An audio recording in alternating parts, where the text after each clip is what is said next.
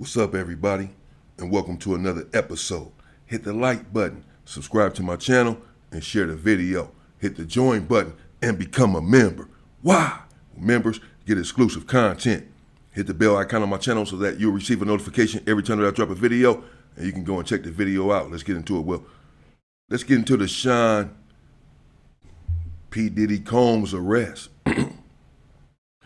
Excuse me. What is it all about? What happened here?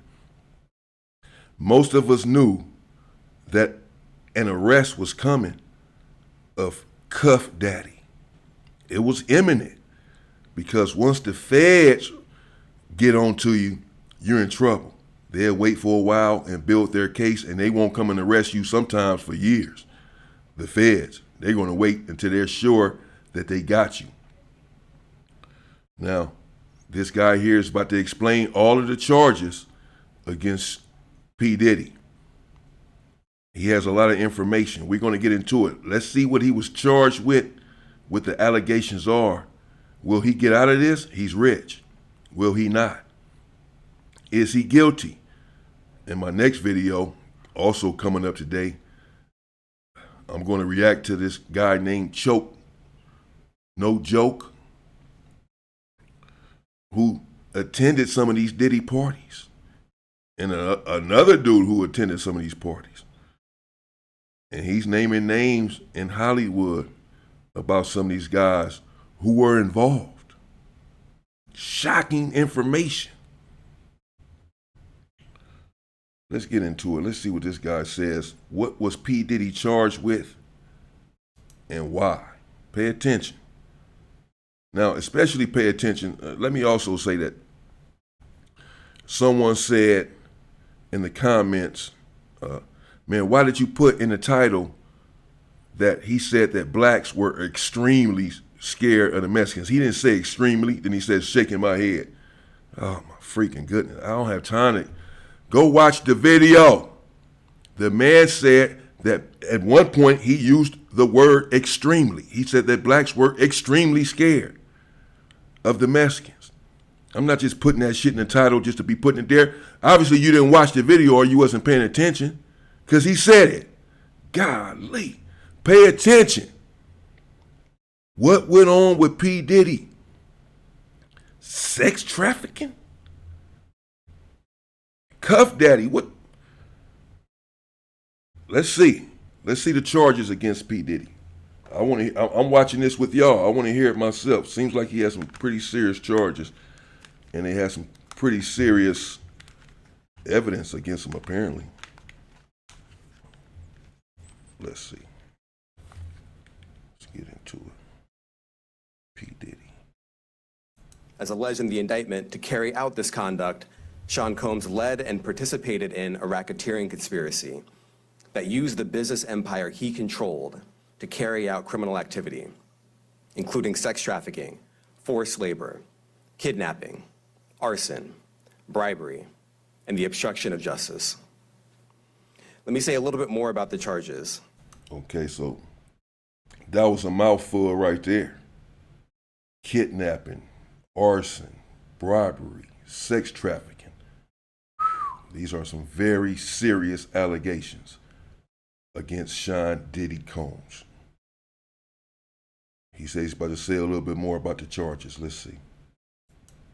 The indictment alleges that Combs abused and exploited women and other people for years, and in a variety of ways.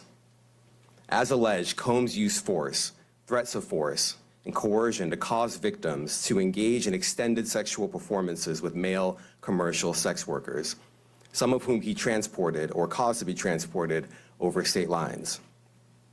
Combs allegedly planned and controlled the sex performances, which he called freak-offs, and he often electronically recorded them.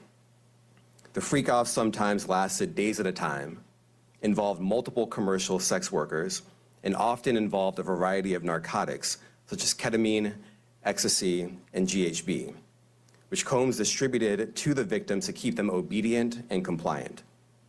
I'm Javi, and I got Botox Cosmetic. There was a particular photograph, the lines. As alleged, when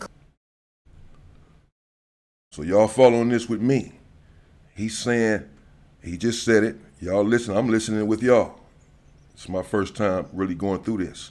He said that Diddy is alleged to have forced ketamine and other narcotics upon these victims to keep them obedient.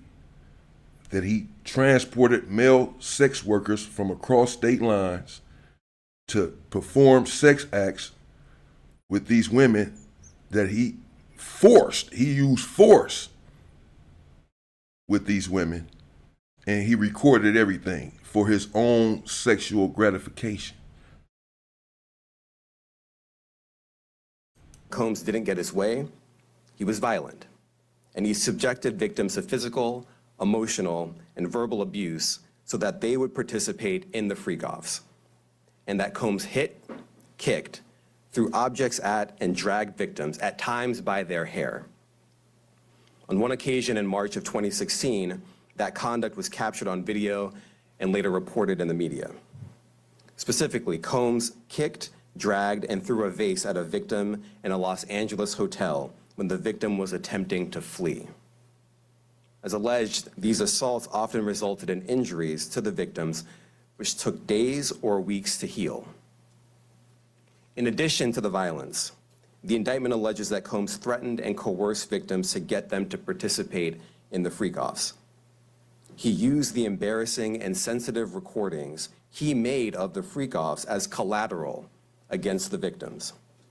And the indictment alleges that he maintained control over the victims in several ways, including by giving them drugs, by giving and threatening to take away financial support or housing, by promising them career opportunities, by monitoring their whereabouts, and even by dictating their physical appearance. Because of all of this, the indictment alleges that the victims did not believe they could refuse Combs without risking their security or facing more abuse. The indictment also alleges other acts of violence undertaken by Combs and others, including violence against witnesses to his abuse, kidnapping, and arson. The indictment alleges that on more than one occasion, Combs carried or brandished firearms to intimidate and threaten victims and witnesses. This is a lot. This is a lot of information. This is a lot. This dude is breaking it all down. They are about to come after Cuff Daddy, bro. Look at all this stuff this dude is saying. Threaten him, coercion, gave him narcotics, threatened him with force of violence, brandished weapons on him, threatening, I guess, to release the tapes that he taped of them performing these acts, coerced them. Now, Combs did not do this all on his own. As I mentioned, Combs has been charged with RICO conspiracy. He used his business and employees of that business and other close associates to get his way. Those individuals allegedly included high-ranking supervisors in the business, personal assistants, security staff, and household staff. The indictment alleges that those individuals facilitated the freak-offs.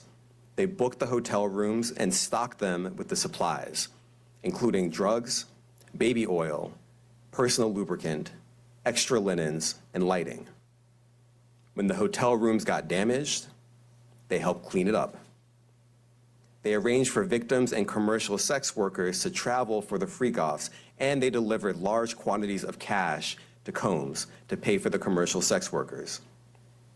The indictment also alleges that they helped Combs cover up his crimes. During the March 2016 incident at the LA hotel that I mentioned earlier, a member of the hotel security staff intervened, and Combs attempted to bribe the staff member with a stack of cash to make sure that what happened was kept quiet. And as the indictment alleges, in late 2023, after public allegations were made about Combs' crimes, he and others pressured witnesses and victims to stay silent, including by making phone calls to witnesses and victims and giving them a false narrative of what they had experienced. And as alleged, Combs used others to help conceal his abuse by monitoring and preventing victims from leaving a location in order to hide their injuries, or by locating and contacting a victim who had attempted to flee. As part of this investigation, in March of this year, special agents from HSI executed search warrants at Combs' residences in Miami and Los Angeles. They also executed a warrant for Combs' electronic devices. During those searches, agents seized evidence of the crimes charged in this indictment. They seized firearms and ammunition, including 3 defaced AR-15s and a large capacity drum magazine.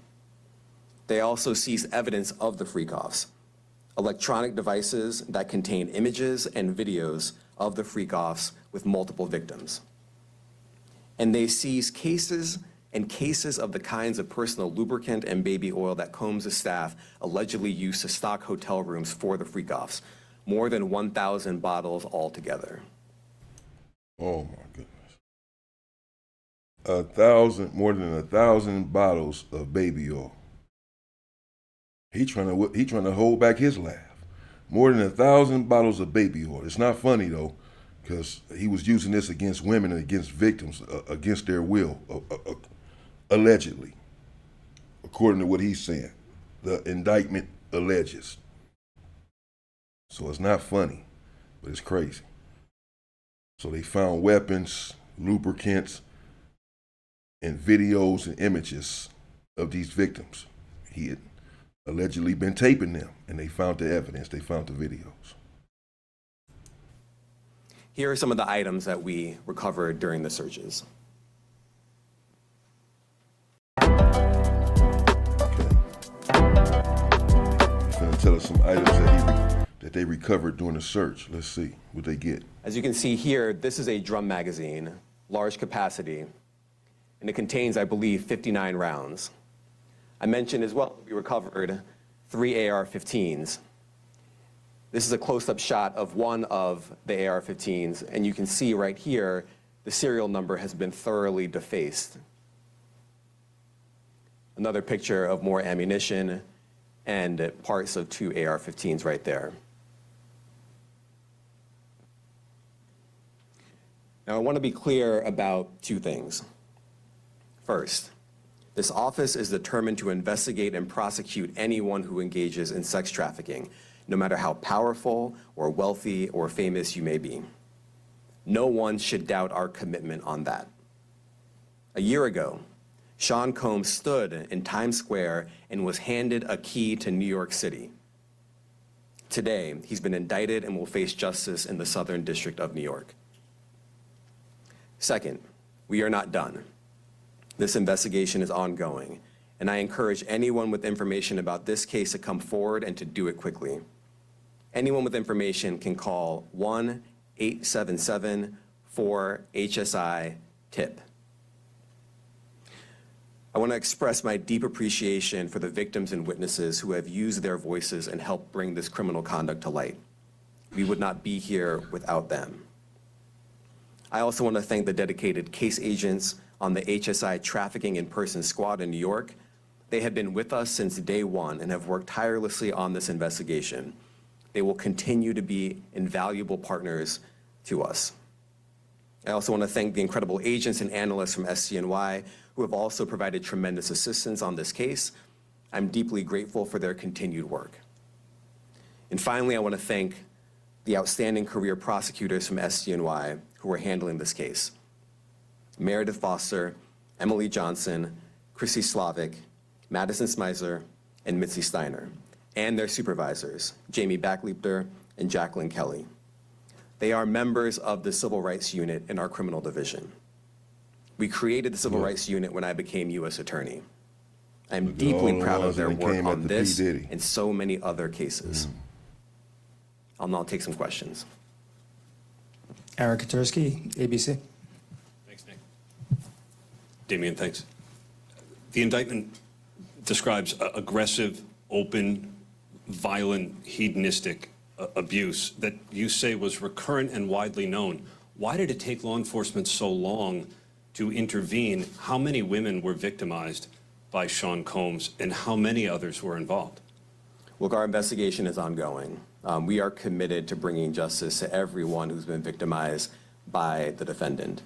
I can't tell you why it took so long. I think the better focus is on the fact that we are here today. and we are committed to making sure that justice is done. Next question. Thank you. Julia Ainsley, NBC. Thank you for doing this. You said we are not done and that Combs did not do this alone. Do you foresee that there could be other charges related to this case? I'm not taking anything off the table. Janet Fisher, Newsday. What's the difference between the sex trafficking and promoting travel for the purpose of prostitution? Well, there are different crimes with different elements. I don't think we should get into the nitty-gritty of the legal discussion right now, but the sex trafficking, we believe, they're all serious offenses, but the sex trafficking conduct carries some significant penalties, and we are gratified that we were able to bring that charge. Is one more coercive than the other? I'm not going to be able to get into that, but you can look it up, and yes, sex trafficking, especially when it involves coercion or force, is a very serious crime, and it carries significant penalties. Good afternoon, Darla Miles, ABC 7 New York. Thank you for this press conference and for the details. 2 questions. In context of this indictment and the information that was presented to the grand jury, are you able to clarify the number of victims? It's mentioned plural in the indictment, but can you specify the number of victims just for this particular indictment? And secondly, can you provide details about the alleged arson? Unfortunately, I'm not able to provide either. The number of victims, you are correct. We are intentional in saying multiple. The details of the arson incident are limited to what we have in the indictment and also the detention letter that we filed, which contains more details than the indictment does at various points, but we don't have anything more beyond that. As alleged in the indictment, to carry out this... All right. And there you have it, people. P. Diddy. Charged with all sorts of crimes. Very serious, as he said. He wanted to emphasize the sex trafficking and emphasize that it carries very serious penalties because it does. It's different than prostitution or what have you. Once they get the trafficking on you, you're in big trouble.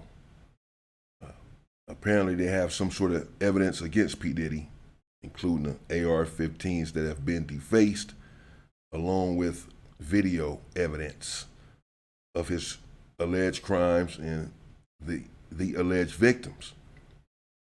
We'll see. We're going to get into it. We're going to follow this case and follow this trial and see who was involved with P. Diddy and these so-called freak-offs.